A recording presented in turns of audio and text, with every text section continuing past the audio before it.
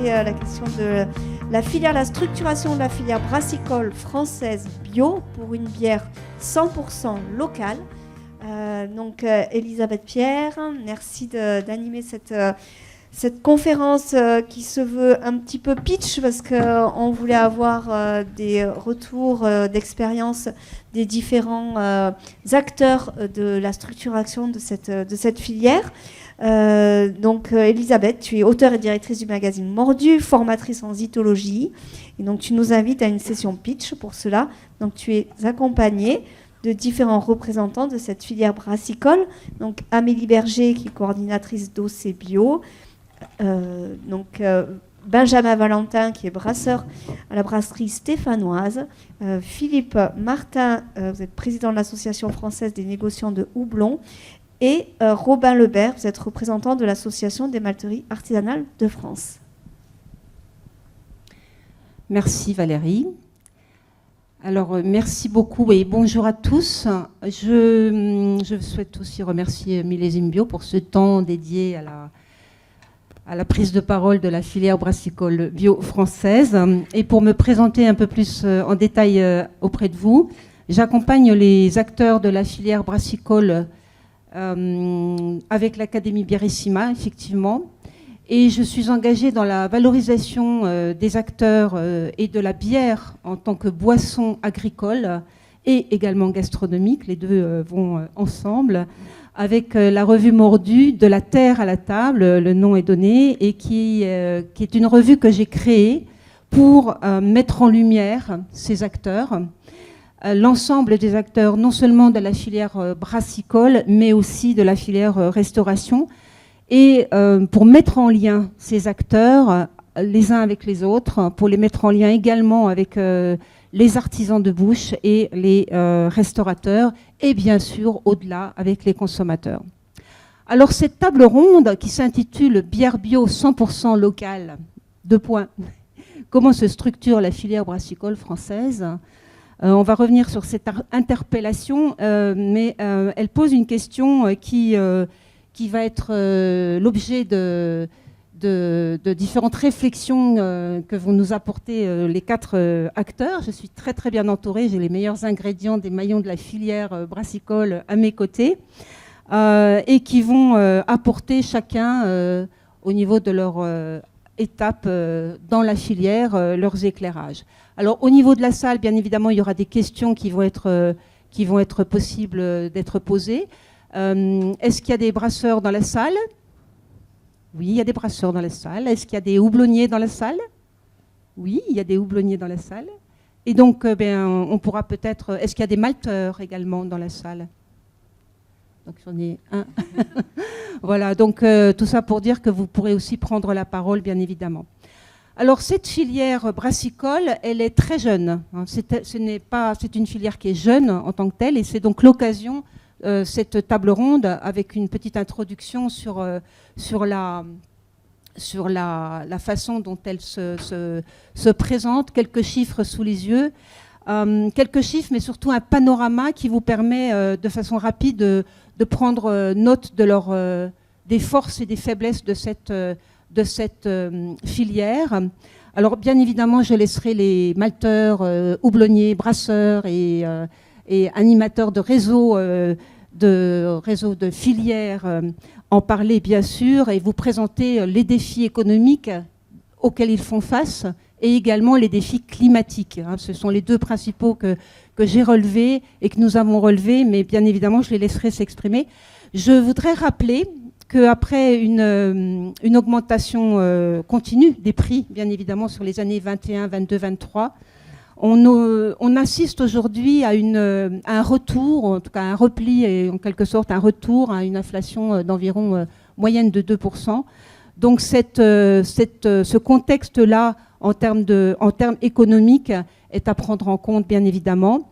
Je rappelle aussi que l'année 2023 est la première année où le nombre de fermetures a été supérieur au nombre de créations de brasseries. Donc c'est une année, bien évidemment, dont on se souviendra et un nombre de fermetures qui est directement lié d'ailleurs à l'inflation. Alors, pour partir sur des signaux positifs, parce que c'est ça aussi l'important. En signaux positifs, j'ai parlé aussi de la consommation qui était stagnante. Et pourquoi c'est un signal positif? Parce que on sort de 30 années de baisse.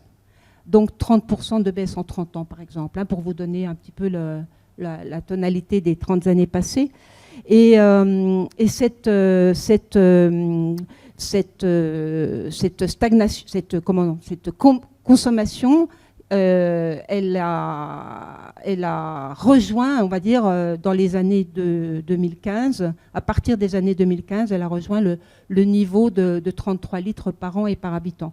Donc on ne peut pas dire vraiment que ce soit une consommation avec des signaux négatifs, puisqu'elle est en stagnation, et on a retrouvé un niveau à peu près équivalent à celui d'il y a 10 ans. Voilà. Donc on n'est pas du tout en progression, comme on peut l'entendre quelquefois. Hein, c'est quand même un point important à souligner. Hein. Alors dans les autres signaux positifs,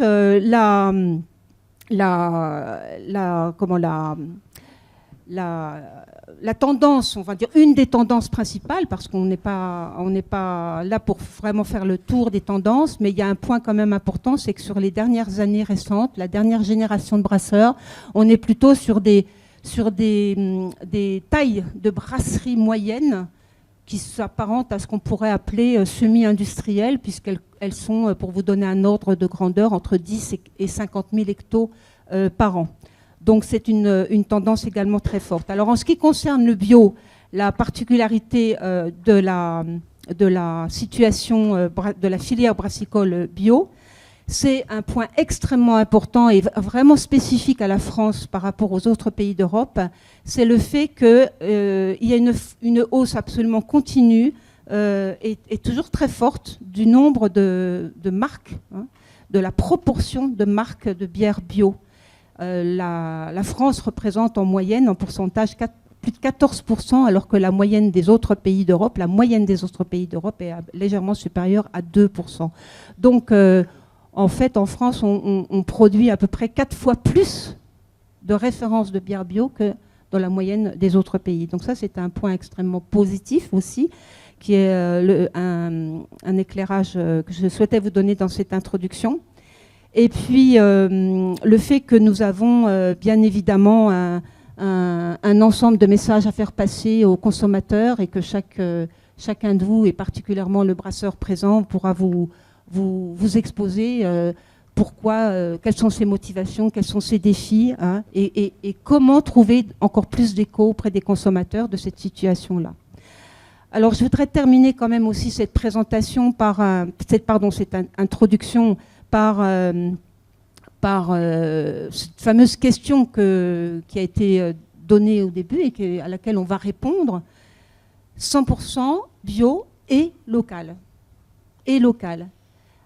Souvent, on oppose les deux. Et de façon continue, tous les jours. Il ne se passe pas un jour sans que je n'entende le fait que, bah oui, mais c'est pas pareil.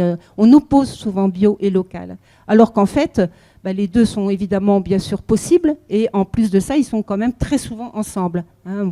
Si on reprend l'ensemble de la consommation des produits bio en France, il y en a 82% qui sont de la consommation locale.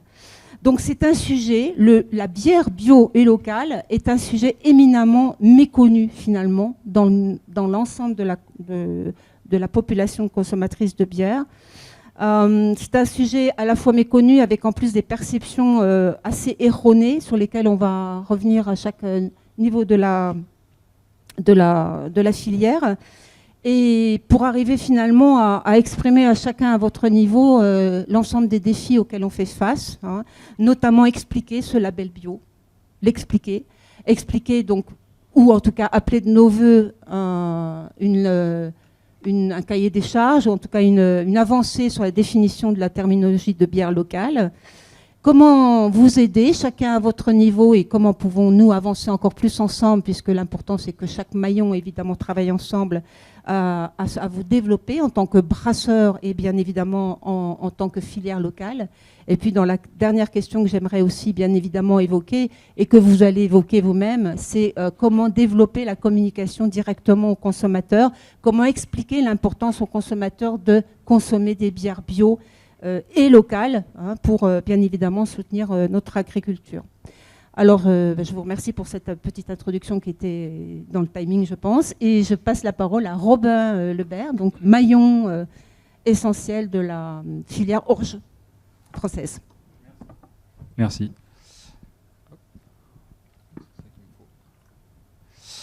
Bonjour à tous, donc, je suis Robin Lebert, je suis le responsable de production et qualité de la malterie ardéchoise. Et je vais vous parler principalement voilà, de la filière orge brassicole française. Je présente juste très rapidement la structure dans laquelle je travaille. Donc voilà, on est une malterie ardéchoise, petite malterie artisanale. On est voilà, une équipe de 7 personnes. On travaille des orges essentiellement bio et locales, donc 6 RH et 2 RP françaises. Ces mots peut-être parlent aux brasseurs qui l'ont vu écrit sur un sac. Je développe un petit peu. Sirop d'hiver, c'est des variétés d'orge qui sont semées au moment de l'hiver et qui ont sirop et qui ont une conformation physico-chimique différente des 2 RP, 2 rangs de printemps, qui sont généralement plantés au début du printemps, pour être récoltés toutes les deux en même temps, vers fin juin, début juillet. Et donc ces orges, on les reçoit déjà triés et calibrés pour pouvoir être travaillés en malterie. Et ce qui nécessite un travail en amont des agriculteurs et aussi des coopératives céréalières qui vont sélectionner les bonnes orges pour ensuite les trier et les calibrer pour qu'elles soient prêtes à être travaillées. On va ensuite, on a 3 bacs où on fait la trempe et la germination, où on peut mettre jusqu'à 12 tonnes d'orge dans chaque bac. On aura ensuite une touraille pour sécher le grain et pour le stabiliser.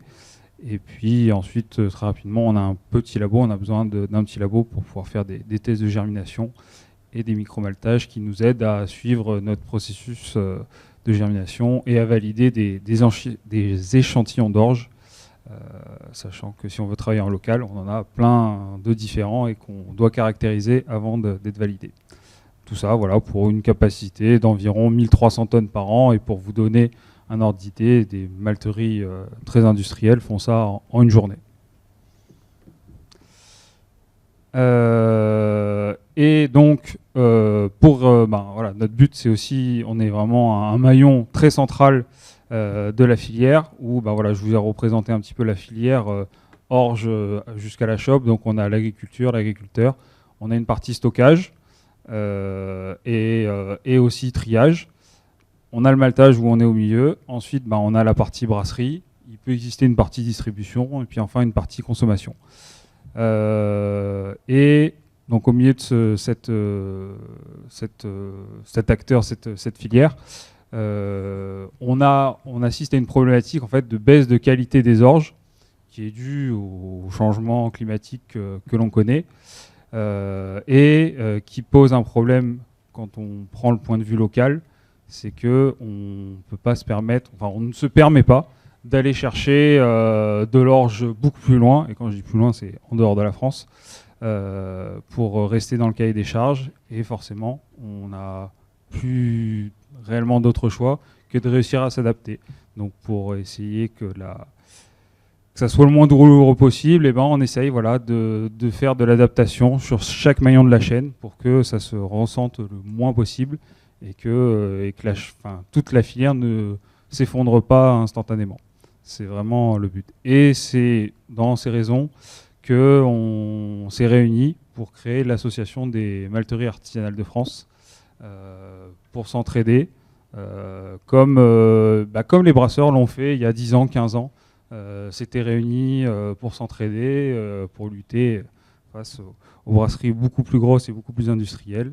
Et voilà, dans cette même démarche, on est sur de l'entraide et on se voit comme collègues et non comme concurrents. Donc cette association des malteries artisanales de France regroupe vraiment des valeurs communes où on va utiliser au maximum les céréales issues de notre territoire. Comme je l'ai dit juste avant, voilà, on va des fois essayer de trouver des solutions pour les utiliser malgré des qualités baissantes à cause des aléas climatiques. On va aussi, on a choisi d'avoir des malteries plus petites à taille humaine justement pour pouvoir mieux s'adapter à ces aléas et pouvoir répondre aux nouveaux marchés en fait qui demandent des nouveautés sans cesse. Et on a toujours cette problématique, voilà, de être suffisamment petit pour s'adapter, suffisamment grand pour garder des méthodes et une qualité suffisante, avec aussi, on est dans un monde économique avec des prix de revient convenables. Donc on a vraiment tout ça, on va dire, pour s'engager de manière pérenne. Pour rappel, les agriculteurs, il leur faut peut-être 1 an pour récolter leurs semences, mais par exemple en bio, il faut 2 à 3 ans pour qu'une nouvelle variété qui ait assez de semences pour le marché, pour développer une nouvelle variété et qu'elle soit valable. Et on est sur cette problématique où le marché bouge trop vite en envie et en besoin. Les semences bio n'arrivent pas forcément à suivre. Et donc du coup, voilà, on essaye de freiner aussi un petit peu ces changements pour essayer d'avoir une pérennité dans la filière. Et puis on commence à le refaire, voilà, défendre un petit peu les intérêts des malteries en France pour se défendre soi-même et essayer que le consommateur final découvre aussi un petit peu ce qu'est le malt. Il y a 15 ans, le consommateur final, une brasserie disait c'est un restaurant. Bonjour, je voudrais manger une choucroute. Et ça, pour moi, maintenant, c'est acté. Tout le monde sait qu'une brasserie, ça fabrique de la bière. Et maintenant, voilà, on est un peu sur ce combat une malterie, c'est quoi? Qu'est-ce que ça fait? Ça fait du malt pour faire de la bière et du whisky aussi. Et puis d'autres choses. Voilà. Petite question juste avant de passer la parole au houblonnier. L'association de malteries artisanales de France, il y a combien de malteries aujourd'hui? On a 7 malteries. Ça bouge régulièrement. On a été créé il y a moins d'1 an. Donc on a des candidatures qui arrivent un petit peu au compte-gouttes. Donc voilà, à l'âge 17, c'est possible que dans 3 mois on soit 8, dans 6 mois on soit 9. Peut-être dans 1 an on sera recette parce que d'autres auront voulu quitter l'association, mais voilà, on sera pas plus de 11 je pense pour le moment. C'est la filière on cherche à ce qu'elle bouge doucement pour pas tout chambouler. Alors tu as fort justement parlé de la perception du malt par les consommateurs. On va parler maintenant de la perception du houblon par les consommateurs avec Philippe Martin. Eh bien, bonjour à toutes et tous. Donc, je suis Philippe Martin. Mes activités de commercial au sein de Hop France, le premier groupement de planteurs de houblon en France qui se situe en Alsace, m'ont poussé à prendre des responsabilités au sein de l'Association française des négoces de houblon, qui fait partie du collège de la jeune interprofession du houblon qui s'appelle Interhoublon et qui rassemble transformateurs comme les brasseries, les négociants comme ma coopérative et les planteurs de houblon rassemblés en association aussi. Et pour venir donc vous parler un petit peu de la réalité du marché, des enjeux que nous en houblon on aperçoit. Avec l'essor des microbrasseries, il y a eu une forte demande notamment sur le bio, comme l'a rappelé Elisabeth en introduction. Cette forte demande de houblon bio, ça se traduit par la plantation. Depuis 2009, avec le lycée agricole de Aubernais qui avait 18 hectares labellisés bio, donc l'intégralité de l'exploitation. En houblon, il y a pas de possibilité de faire, très peu de possibilités de faire à la fois du houblon conventionnel et du houblon issu de l'agriculture biologique. Donc ce lycée avec ses 18 hectares en 2009, on arrive aujourd'hui à 300 hectares de houblon bio, ce qui représente 40% des surfaces françaises de houblon qui sont issues de l'agriculture biologique, ce qui est un chiffre énorme qu'on ne retrouve dans aucun autre pays dans le monde. Là-dessus, donc la France peut se féliciter d'avoir cette volonté d'avoir un houblon. La culture du houblon est très exigeante, donc on a un vrai savoir-faire qui se développe en France sur cette culture. Elle est faite par soit des coopérateurs, soit des planteurs qui sont installés indépendants. Et l'échange qu'il y a entre les agriculteurs est très important. On y observe notamment de vrais échanges et une vraie volonté de partager les pratiques culturelles de façon à pouvoir vivre de la culture houblonnière. Aujourd'hui, on a donc cet essor et qui semble ne pas s'arrêter. Donc, on connaît tous les enjeux par rapport à la consommation du bio et à l'explosion des coûts par rapport à d'un autre côté, une baisse du pouvoir d'achat sur le marché français. Et on a cette production de houblon qui, elle, est vraiment centrée en France, tant sur sa production que sa transformation. On va utiliser le houblon sous forme de pellet la plupart du temps pour les usages des transformateurs, la brasserie. Et la transformation est faite de ces 300 hectares, elle est faite pour le marché français quasi uniquement.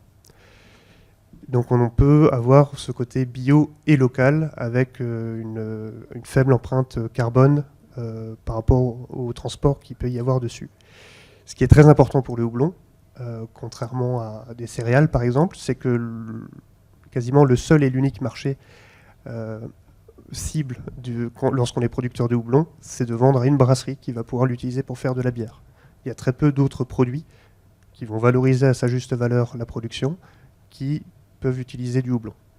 Donc dès qu'il y a un soubresaut, et c'est là où les houblonniers, ou en tout cas le secteur du houblon, est très attentif aux consommateurs de bière, c'est qu'à chaque soubresaut dans la brasserie, il y a une répercussion quasi directe sur le marché du houblon.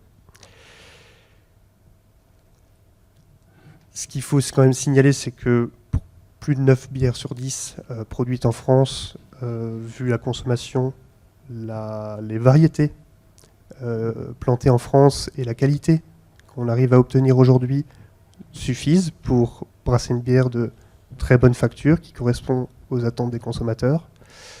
Malgré cela, on constate quand même des importations, également en bio, venant des pays étrangers. Là, on souffre un petit peu de la jeunesse du marché brassicole français, où on n'a pas les recettes avec les houblons français, on n'a pas le réflexe nécessairement de se tourner vers des planteurs qui sont en face de chez nous quand on est une brasserie, où on va également souffrir d'une disparité sur le prix du houblon au kilo. En France, ça peut varier du simple au double en fonction on va dire, de l'ancienneté et la maturité d'une exploitation houblonnière bio. Et donc là, il peut y avoir des freins qu'on a identifiés au niveau de la filière. Ce qui va être important. Et il y a encore un dernier aspect, vous l'avez vu, le rendement qui est observé en houblon va à peu près faire 1 tonne à l'hectare. Il y a encore aussi de fortes disparités en fonction des exploitations agricoles. Une des pistes de façon à pouvoir pérenniser ces houblonnières, c'est d'améliorer les rendements de production de houblon issus de l'agriculture biologique. L'autre aspect qui est déterminant pour l'agriculture biologique en houblon, ça va être de continuer et les brasseries que dans le marché du houblon, on renforce la collaboration entre les brasseries et les houblonnières en France. C'est des contrats sur plusieurs années d'engagement où il faut savoir de part et d'autre produire le houblon, mais également se tenir à l'acheter. Et pour ça, ça demande un peu de visibilité. Comme l'a dit Robin, le marché change tellement souvent que parfois on s'y perd un peu et ça tire de tous les côtés. Après, si on prend un peu de recul, on s'aperçoit quand même que quand on produit de la bière, il y a des grandes tendances et on révolutionne jamais, pour plus de 9 bières sur 10, le produit en lui-même. Donc il est vraiment très important que entre les brasseries et les planteurs de houblon, il y ait un engagement fort dans la filière bio qui permette de pérenniser la culture de houblon française. On passe de 18 hectares à 300, eh bien, il ne faudrait pas qu'on fasse le chemin inverse. Parce que il a été très dur à construire et qui s'est fait relativement vite, en 4 à 6 ans, sur ces dernières années, le temps d'être labellisé bio.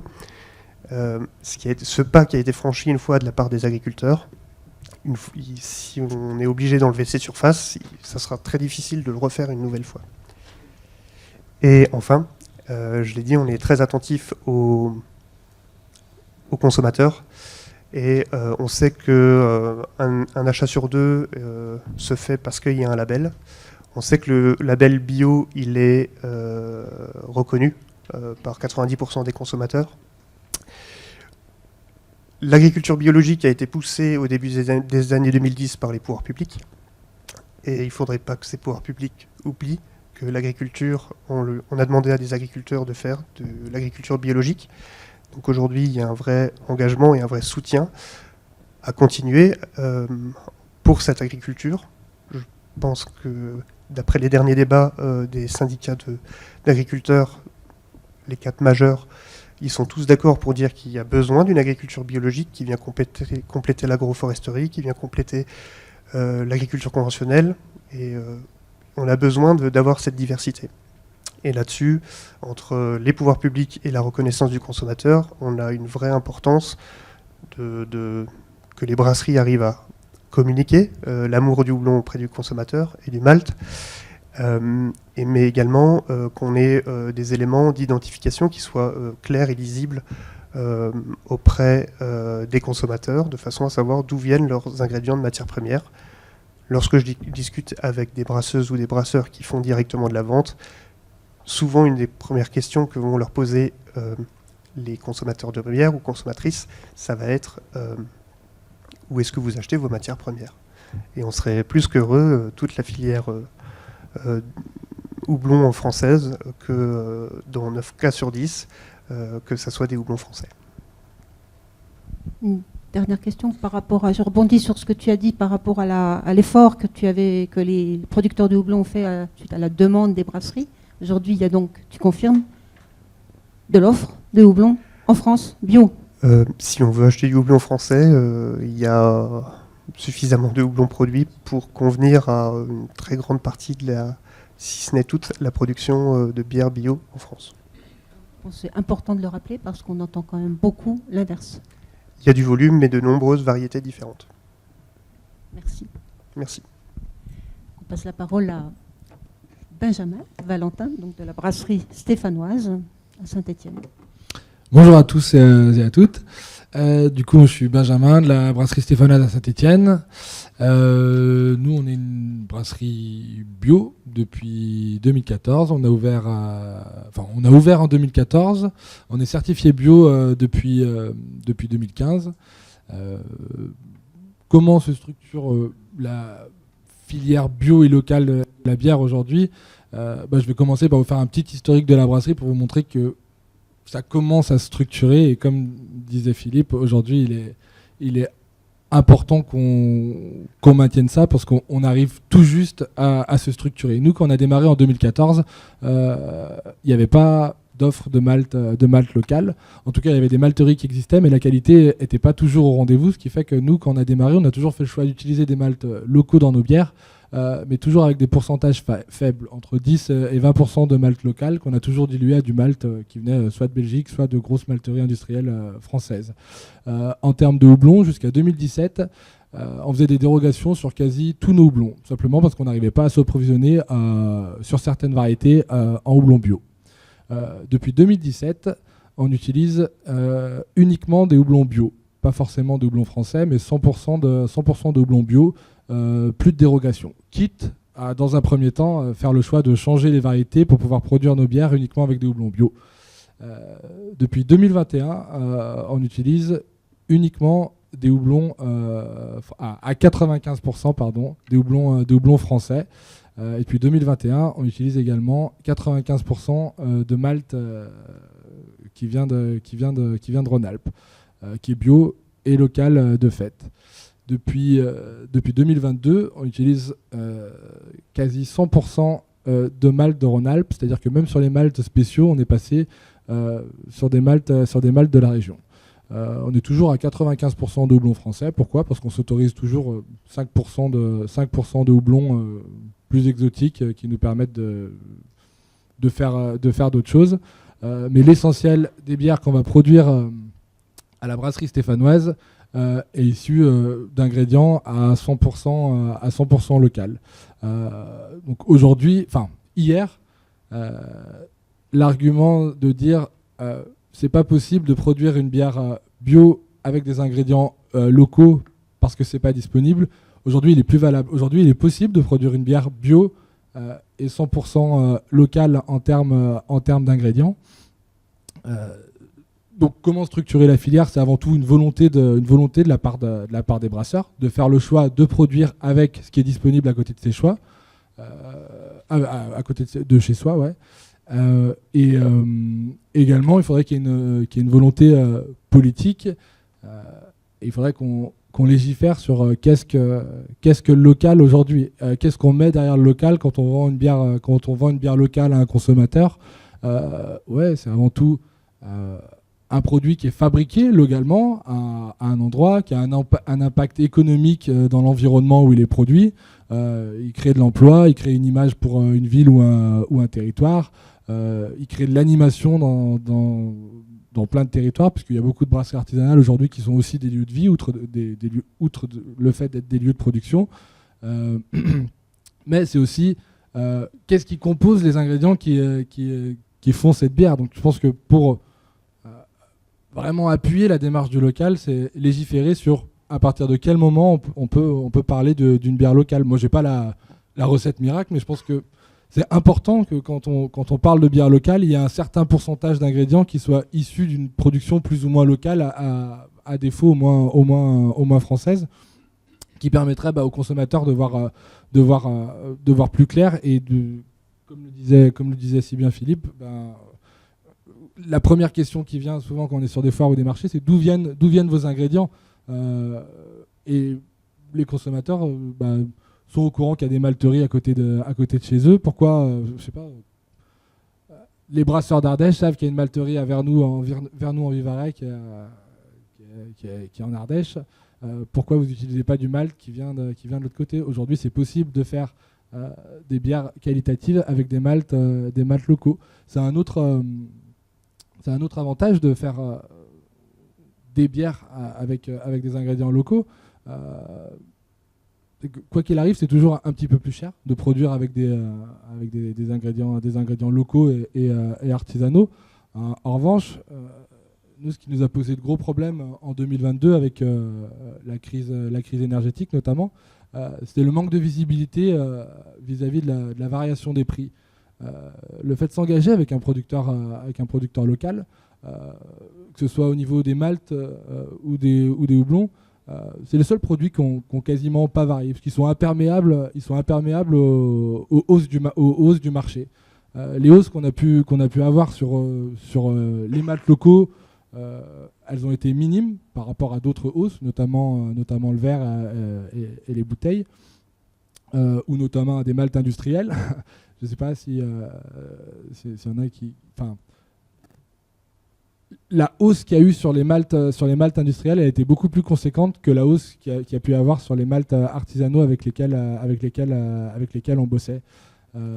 Du coup, pour ce qui est des approvisionnements de malt et de houblon, nous, ça nous a permis d'avoir une visibilité, et on a toujours une visibilité. On sait que la hausse, elle va être toujours minime par rapport à d'autres acteurs économiques qui sont vraiment plus dépendants du marché. Voilà pour l'aspect légiféré et importance de bosser avec des matières locales. Après, il y a une deuxième chose, c'est qu'aujourd'hui, je pense qu'il y a une vraie attente du consommateur quant à la transparence et qu'est-ce qu'il y a derrière une bière locale, et le fait que Millésime Bio, avec son challenge de son concours, instaure une catégorie ingrédients 100% locaux, ça fait partie des éléments qui permettent aux consommateurs d'identifier des produits et de valoriser toute une filière. Aujourd'hui, comme le disait Philippe, la filière, elle a mis plus de 10 ans à se mettre en place. Aujourd'hui, la filière, elle est prête. Si nous, brasseurs, on laisse tomber cette filière, demain, c'est reparti. On va racheter du houblon à l'étranger, des maltes moins locaux, qui n'ont pas la même éthique que ce qu'on peut avoir trouvé en local de manière artisanale. Aujourd'hui, on fait de la bière artisanale parce que ça nous touche, parce qu'on est des artisans, parce qu'on aime l'artisanat, on aime avoir des entreprises à taille humaine. Si nous on fait le choix de lâcher cette filière et de plus la soutenir, notre métier va perdre beaucoup de sens, et je pense que on va perdre aussi beaucoup de consommateurs qui attendent que nous on fasse cet effort-là. Voilà. Et ce qui est intéressant en plus, je pense à Millésime Bio, qui est un salon qui a aussi est beaucoup tourné vers l'international. C'est quand les brasseries vont sur des salons pour exporter à l'international, le fait d'avoir des ingrédients locaux et donc d'avoir une signature propre de bière, au-delà du travail et du savoir-faire de la brasserie, il y a l'origine des matières et cette originalité, je dirais, qui vient complètement dans l'esprit du consommateur, de savoir, tiens, il y a des choses qui existent en France, c'est un pays d'agriculture, et en plus ils savent transformer les ingrédients locaux. C'est exactement ça. Aujourd'hui, les ingrédients locaux dans la bière, c'est un peu notre terroir. Un vigneron qui fait pousser du syrah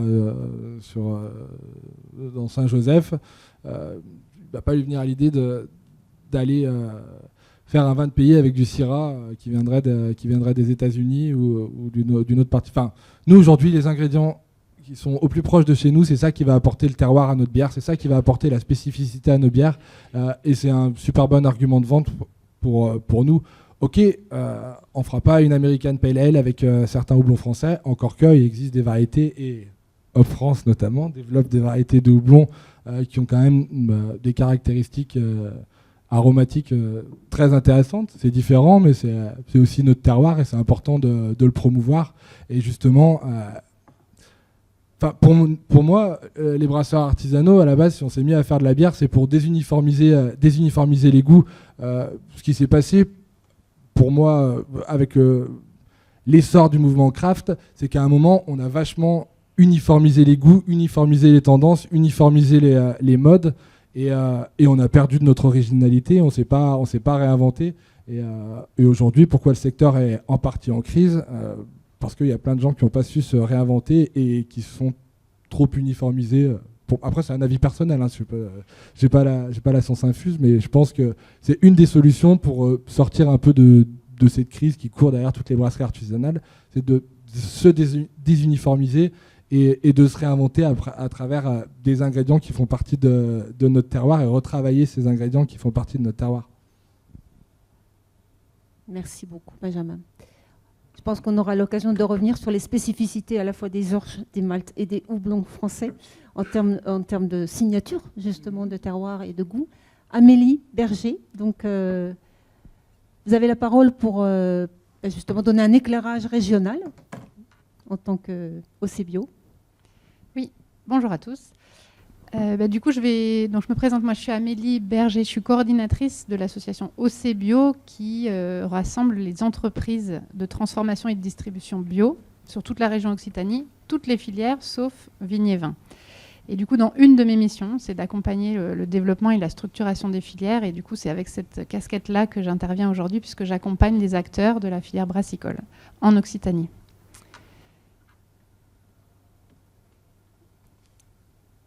Du coup, en fait, je vous présente le travail qu'on mène en Occitanie qui vient un peu illustrer comment concrètement, depuis quelques années, en région, on fait une animation qui permet en fait aux acteurs de s'organiser. Donc vous l'avez vu, en fait, les producteurs se sont installés, des gens ont commencé à produire. Et puis en fait, dans chaque métier, les gens se sont développés. Mais en région Occitanie, en tout cas, on a ressenti le besoin de créer un lieu pour que ces différents métiers échangent. En fait, on a commencé au départ par faire des grandes réunions régionales et on avait une centaine d'acteurs de tous les métiers autour de l'orge, du houblon et de la brasserie qui venaient. Et puis, à force de se réunir, on s'est dit, bon, en fait, il nous faut un lieu plus organisé, on va dire, plus formel pour vraiment faire ce travail-là d'échange et de construction du dialogue entre les différents maillons, puisque donc, vous l'avez compris, dans cette filière, en fait, il faut faire travailler ensemble des agriculteurs, des coopératives, organismes stockeurs, des malteurs, puis des utilisateurs finaux du malt qui sont des brasseurs ou des distillateurs. Et dans les agriculteurs, on a des producteurs d'orge et des producteurs de houblon. Et en fait, il faut quand même pas mal d'échanges et de travail pour que d'abord chacun comprenne le métier de l'autre et ses exigences et ses contraintes, pour qu'au fur et à mesure, en fait, la production de chacun puisse s'organiser. Donc, dans ces journées régionales, ça a été assez clair. C'était il y a 4-5 ans. Donc, le contexte était assez bon et les brasseurs artisanaux étaient très clairement en demande d'avoir du malt régional. En Occitanie, on n'avait qu'une seule malterie qui, du coup, ça ne suffisait pas, en gros, pour fournir tous les brasseurs de la région. Donc, il y avait vraiment cette demande de se dire, est-ce qu'on ne pourrait pas produire plus d'orge ? Et puis, il y avait un projet d'installation d'une nouvelle malterie. Donc, le contexte était parfait, en fait, pour commencer à structurer cette filière. Mais il fallait quand même un peu organiser la discussion. Et quand on a réuni les acteurs, assez clairement aussi, assez vite, les brasseurs ont dit « mais nous, on veut une filière, mais on veut que ça rémunère bien les producteurs d'orge ». Et les producteurs d'orge nous ont dit « nous, on peut en faire ». Les céréaliers bio dans notre région, ils ont dit « bien sûr qu'on peut cultiver de l'orge brassicole, mais il faut que ça soit rémunérateur pour nous ». Aujourd'hui, on n'en fait pas parce que les prix du marché national, en gros, n'étaient pas assez satisfaisants. Donc c'est comme ça qu'on a créé cette association, après quelques années, on va dire, de réunion d'un petit groupe de travail motivé. On a pris un peu le modèle sur ce qu'ont fait nos collègues de Bretagne, qui s'étaient structurés avec une association aussi qui s'appelle De la Terre à la Bière. Et donc on a créé cette association qui est donc interprofessionnelle, qui rassemble bien l'ensemble des acteurs. Et c'est vraiment le rôle de Abio, c'est vraiment de créer un lieu de partage d'expérience, d'avoir un lieu aussi qui va créer des ressources pour la filière. Donc là, je vous ai mis à l'entrée, vous verrez des petites fiches techniques. On a fait une fiche technique sur chaque métier de la filière, toujours dans cette idée que les gens comprennent mieux les métiers de chacun. Et donc, on permet à des brasseurs qui cherchent du sourcing de se mettre en lien avec des agriculteurs, à des agriculteurs qui voudraient cultiver de l'orge de trouver des brasseurs comme clients, etc. Donc, on fait de la mise en relation. Et ce qui est un peu particulier, c'est qu'on a un peu un double défi, c'est qu'on accompagne à la fois la filière régionale avec les coopératives et nos malteries pour créer un malt bio régional. Mais on accompagne aussi, parce qu'on a pas mal de brasseurs qui souhaitent travailler comme ça, et aussi des agriculteurs, on accompagne aussi des gens qui voudraient travailler en direct entre, mettons, 2-3 agriculteurs et 2-3 brasseurs, ou parfois un seul brasseur, un seul agriculteur. Donc on a appelé ça les cellules territoriales, mais en fait, c'est bien des petites collaborations directes. Et en fait, dans chacune de ces petites expériences, il faut à chaque fois redéfinir c'est quoi ma qualité, c'est quoi le prix, comment on va s'organiser, est-ce qu'on contractualise et tout ça. En fait, donc, on se rend compte que les gens se reposent ces questions-là. Donc là, l'idée de Abio, c'est de faire des outils ou des modes d'emploi ou de se dire les expériences des uns viendront enrichir les expériences des autres. Donc voilà un petit peu le pourquoi de Abio, comment ça s'est créé. Donc on a l'association a actuellement 1 an, donc on est tout jeune et on démarre, on va dire, les travaux. On n'a pas encore d'action superbement concrète, on va dire. On est encore beaucoup dans les discussions. Et donc là, je vous ai mis un petit peu les enjeux qui sont donc rencontrés et qui ressortent de ces réunions, parce que vraiment l'intérêt d'avoir créé ça, c'est d'avoir cette mise en lien, parce que sinon, c'est très rare que le brasseur et l'agriculteur se parlent, en fait. Il y a des étapes intermédiaires. Et là, l'idée, c'est vraiment d'avoir tous les échelons qui échangent. Donc, sur les fameuses collaborations directes, là, le gros enjeu, c'est de faire du partage d'expérience et donc de créer des outils. Donc, pour justement avoir une sorte de petit mode d'emploi de comment bien collaborer en direct avec du maltage à façon. Sachant que ça aussi, le maltage à façon, au fur et à mesure qu'on creuse, on se rend compte, ça dépend aussi des volumes. Il va y avoir le coût du transport, il va y avoir qui est propriétaire de la matière première, jusqu'où. Enfin, ça pose beaucoup de questions. Et puis la qualité, la prise de risque. Si mon agriculteur partenaire ne réussit pas sa récolte, comment on fait? Enfin voilà. Donc, sur les collaborations directes, on est plutôt autour des outils. Et sur la filière régionale, on se repose un petit peu ces mêmes questions-là, mais là, il y a un enjeu de planifier les volumes, c'est-à-dire qu'il faut avoir une bonne visibilité sur les volumes, puisqu'après, ça nous permet, avec les coopératives, de planifier des hectares d'orge à mettre en culture. L'idée étant d'avoir une vision un peu régionale pour ne pas surproduire de l'orge en région et qui ne trouverait pas de preneurs. Donc il y a un peu un enjeu là de coordination globale et de planification des surfaces à semer. Bon, sachant que c'est compliqué, parce que bien sûr, on n'est pas exhaustif, donc on n'a que des visions un peu partielles, on va dire. Après, il y a eu pas mal de discussions autour de la qualité, puisque l'orge a des caractéristiques, un taux de protéines, un taux de germination, un poids spécifique, etc., des caractéristiques techniques de la qualité de l'orge qui vont influer derrière dans vos métiers, les rendements, la turbidité, je crois qu'on dit. Donc là, il y a des échanges aussi sur ça, parce que cette année en Occitanie, par exemple, la récolte de l'orge n'était pas super. Donc il y avait tout un débat de est-ce qu'on peut quand même malter cette orge-là? Est-ce qu'on peut assouplir un peu notre cahier des charges? Quel impact ça va avoir sur nos brasseurs? Enfin, donc il y a des enjeux comme ça de se dire, en même temps, on veut malter cette orge régionale. Est-ce qu'on est capable de le faire? Qu'est-ce que ça va changer chez nous? Est-ce que du coup, on l'achète moins cher? Enfin voilà, toutes ces discussions qui méritent d'être posées, même si, je vous le dis, on ne résout pas tous les problèmes en une réunion. Et puis le gros sujet de la répartition de la valeur, ça c'est un objet de base de l'association qui a été créée. Donc c'est vraiment un peu l'enjeu central, puis c'est la clé, vous le savez très bien, quand l'équilibre économique qui doit être chez tous les maillons de la filière. Et ça, c'est plus compliqué aujourd'hui qu'il y a 4 ans. Mais vous vous en doutez, vous l'avez dit, les brasseurs sont en difficulté, ils ont moins de marge de manœuvre pour acheter du malt. Autant il y a quelques années, les gens disaient pas grave, on peut acheter un malt artisanal et local un peu plus cher. Là, tout le monde regarde un peu de plus près ses achats. Donc voilà, du coup, ça pose la question un peu de la capacité. Est-ce qu'on peut payer 100 € de plus la tonne d'orge? Quel impact ça aura sur notre litre de bière à la fin?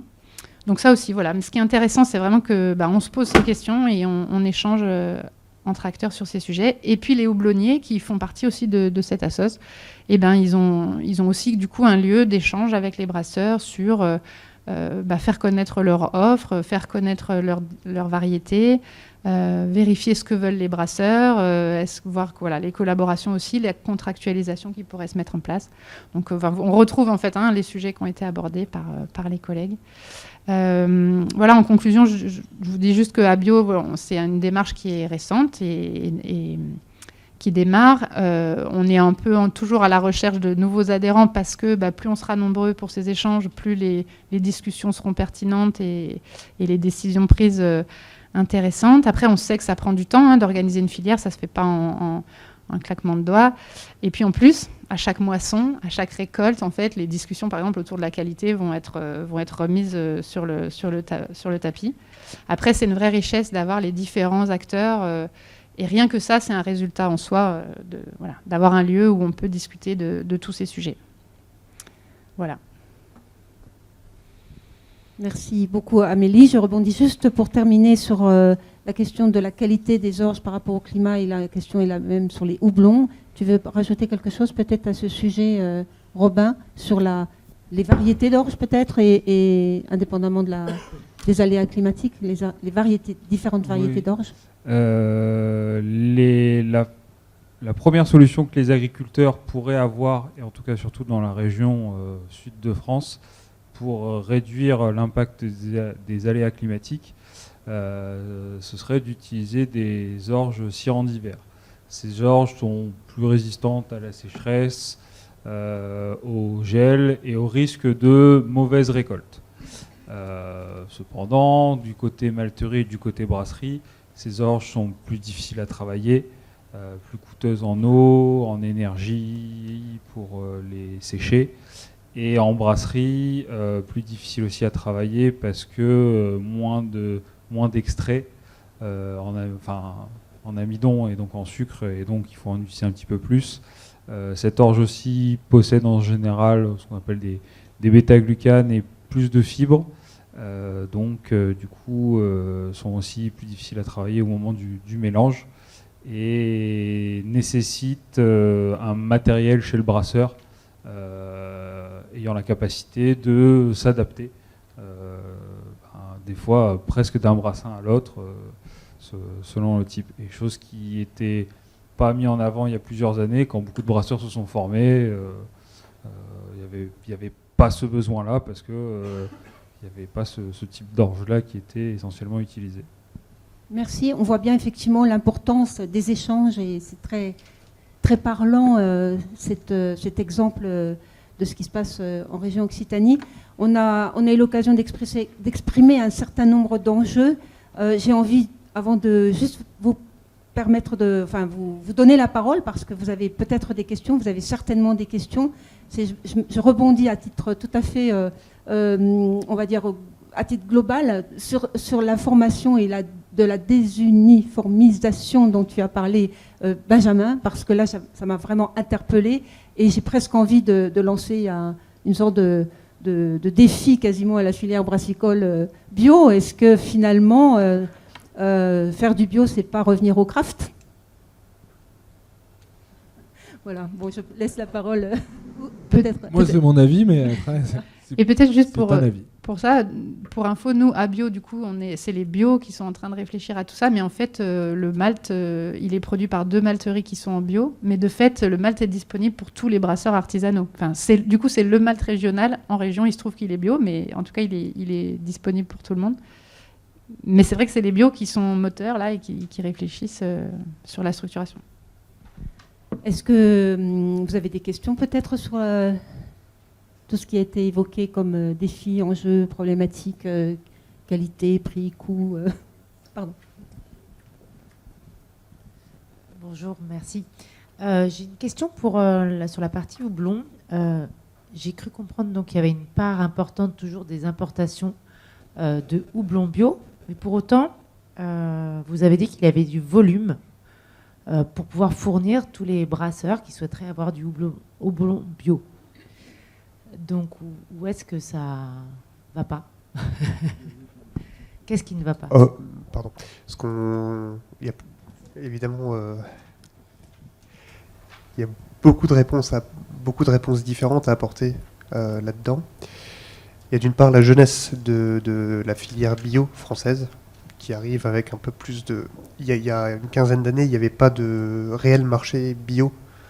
Et elle a vraiment émergé à partir de 2014-2015, et qui s'est encore développée et accentuée jusqu'à 2018, je dirais, vraiment.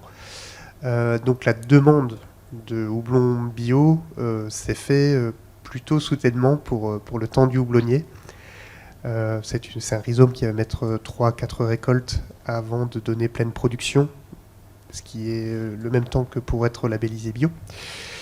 Donc il y a cette jeunesse, le temps d'arriver au bon moment, et puis après être touché par les diverses crises qu'on connaît aujourd'hui.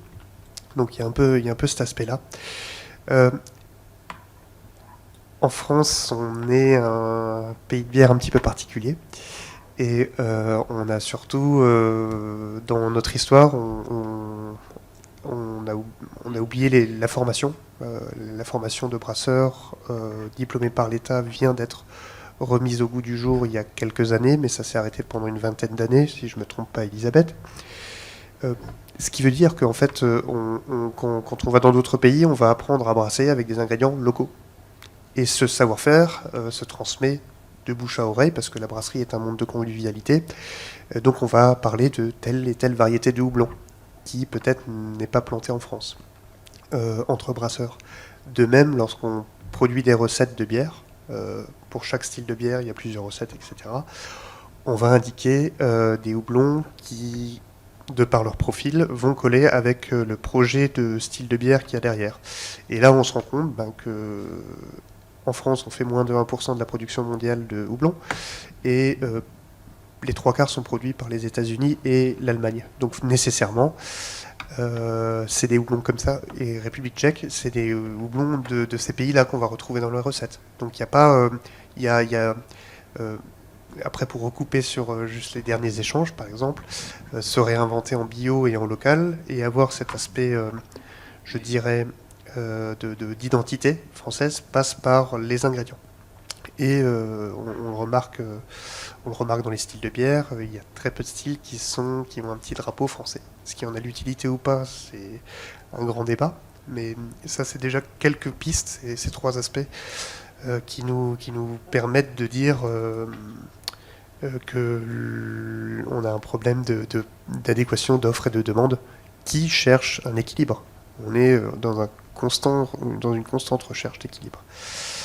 Et enfin, je pense qu'il y a un grand travail de communication des houblonniers, producteurs et négociants vers les brasseries à faire pour solliciter, et ça c'est un travail qui a commencé sur ces toutes dernières années, mais pour bien affirmer qu'on peut utiliser du houblon bio français. Enfin, on est très content d'avoir la fin d'un durcissement. Vu que l'offre dépasse la demande, on est très content d'avoir la fin des dérogations qui sont un peu compliquées pour le houblon, vu qu'on va faire une dérogation par variété. Il y en a 278 commercialisées dans le monde. Donc, alors la dérogation... Oui, la dérogation, c'est dans la bière, j'ai le droit d'utiliser donc 5% de mes produits labellisables bio, et cet ingrédient est non bio du coup, et donc je vais pouvoir utiliser une variété de houblon qu'on peut ne pas produire en bio, par exemple, qui est impossible. J'en ai 2-3 en tête, trop sensibles aux maladies, qui sont populaires, et on pouvait les utiliser. Et la fin de ces dérogations, en tout cas le durcissement, permet de récupérer une partie de la volonté des transformateurs de passer sur du bio. Et c'est depuis quand cette fin des dérogations ? Il y a eu un durcissement, si je ne me trompe pas, auprès de l'État en 2022. Qu'est-ce que c'est que le durcissement ? Pour avoir une dérogation aussi. Le durcissement. Cette dérogation, en fait, elle est progressive. Au début, il y avait des dérogations pour certaines variétés, puis petit à petit, il y a de moins en moins de variétés qui sont accessibles en non bio dans des bières bio. Donc aujourd'hui, je ne sais même pas s'il en reste. Tout à l'heure de dire que c'est fini, quoi. Maintenant, il faut du houblon bio pour pouvoir avoir une bière bio. À la marge, il peut y en avoir. Ok. Parce que justement, l'essence de la dérogation, c'est la brasserie va vouloir en bière pérenniser une recette. Donc je vais avoir une variété phare que je vais utiliser. Et en bio, il se trouve que on peut avoir de vraies catastrophes en houblon, parce qu'on n'oublie pas le mildiou, l'oïdium, pour lesquels en France on est particulièrement peu protégé en termes de moyens d'action. Et donc la récolte peut être vite fortement impactée. Ok, d'autres questions dans la salle. Oui, je voulais faire une remarque et apporter une réponse à votre question et partager une expérience en fait. Je suis Hervé Durand, donc de Courat de Bourgogne. J'ai passé beaucoup de temps au Japon et donc j'ai un certain recul géographique, je dirais, par rapport à ces aspects de brasserie locale. Courat de Bourgogne, aujourd'hui, on fait des sakés, des condiments japonais. Donc c'est la mise en œuvre des recettes traditionnelles japonaises de fermentation naturelle, mais avec des ingrédients locaux, le plus local possible. Et donc, en particulier, on fait aussi des bières, hein, bien sûr, sinon je n'interviendrai pas. Le sujet du local m'apparaît important et il y a beaucoup d'initiatives qui sont très régionales et qui sont très localisées, qui peuvent être assez frustrantes. On est localisé en Bourgogne, comme je vous l'ai dit. Cependant, on est à 4 km du Rhône, ce qui veut dire qu'on est à 1h15 de Lyon, 2h30 de Dijon. Et l'aspect local, toutes ces... Il y a, bien sûr, Rhône-Alpes est une région très active en termes de brasserie artisanale, l'Occitanie aussi, la Bourgogne un peu moins. Et tout d'un coup, du fait de cette frontière complètement administrative, par exemple, on ne pouvait pas apporter nos bières locales à Lyon, parce qu'on n'était pas de la région, alors qu'il y avait des bières qui venaient de la Drôme ou de la Haute-Savoie qui étaient à 250 km. Donc ce que je voulais faire remarquer, c'est cet aspect relatif du local et des initiatives qui peuvent être régionales et qui, aux effets de frontières, n'ont pas beaucoup de sens, en fait, perdent de leur sens. Alors, il y a des initiatives nationales. C'est déjà mieux. On pourrait avoir des initiatives européennes, mais parlons des nationales. Vous connaissez les initiatives nationales en termes de collecte de bouteilles, par exemple, et de lavage de consignes.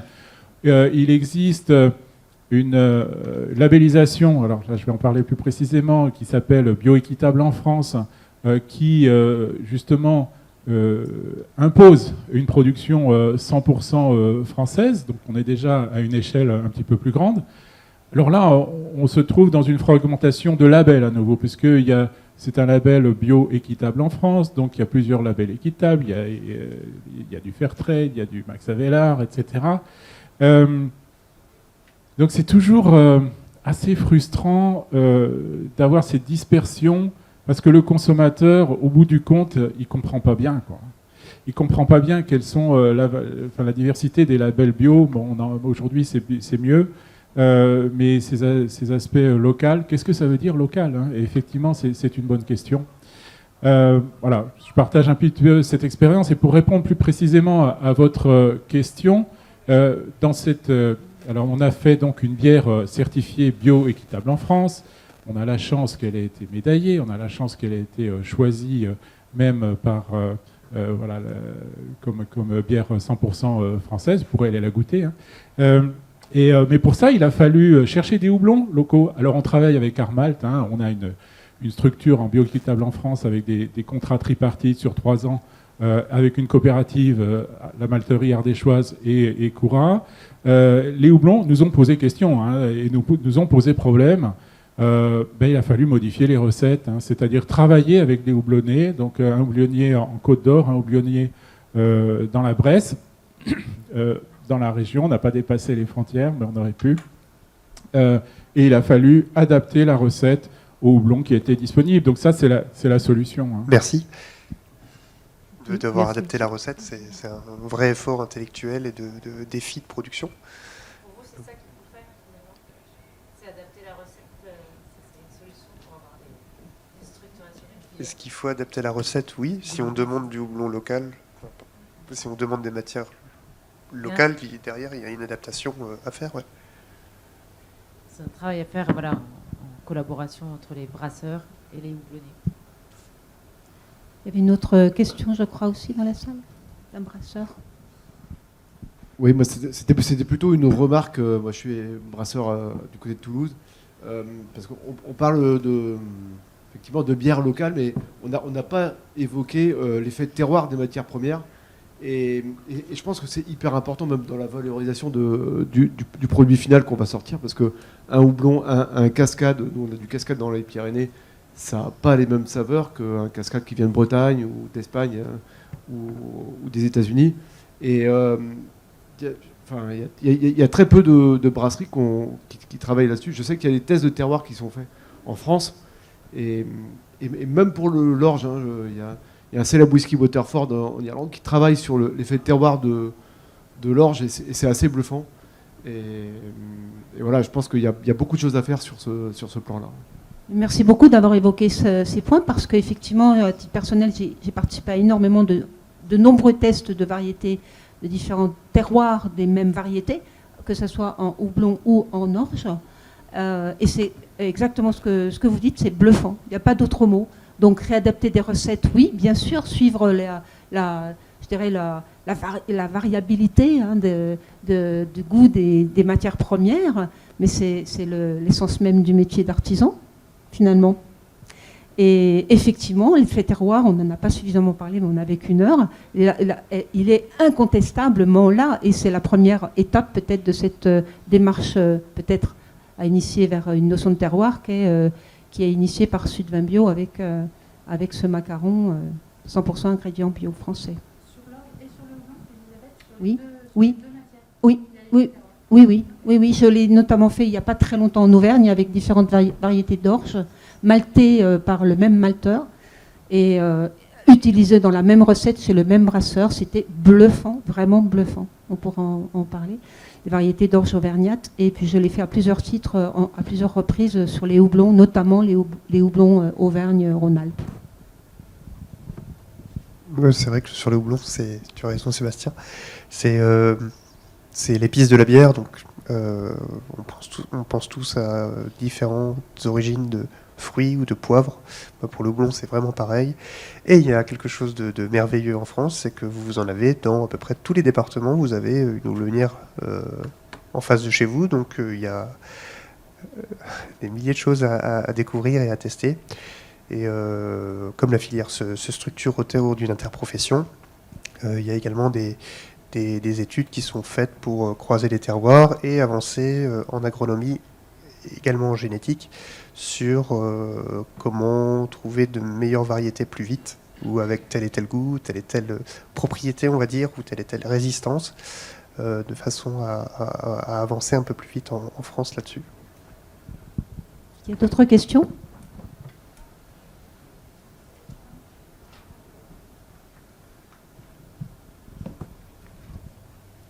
Est-ce que l'un d'entre vous veut compléter, ajouter quelque chose, ou tout a été dit ? Oui, moi je veux bien sur la partie terroir. Effectivement, on est vraiment au début de cette découverte terroir. Il y a une sorte d'évidence que l'effet terroir sur le houblon, sur l'orge, et même sur les méthodes et les machines implique. Mais en fait, voilà, on sait qu'il y a une différence. Je pense que c'est encore trop jeune pour réussir à le quantifier réellement et savoir où on va. Si on prend l'exemple des deux produits français où l'effet de terroir est ultra connu et reconnu, c'est sur le vin et le fromage. Je pense qu'ils ont plus de 100 ans, peut-être même encore plus, d'historique. On doit être sur 15 ans maximum sur la filière brassicole, voire moins.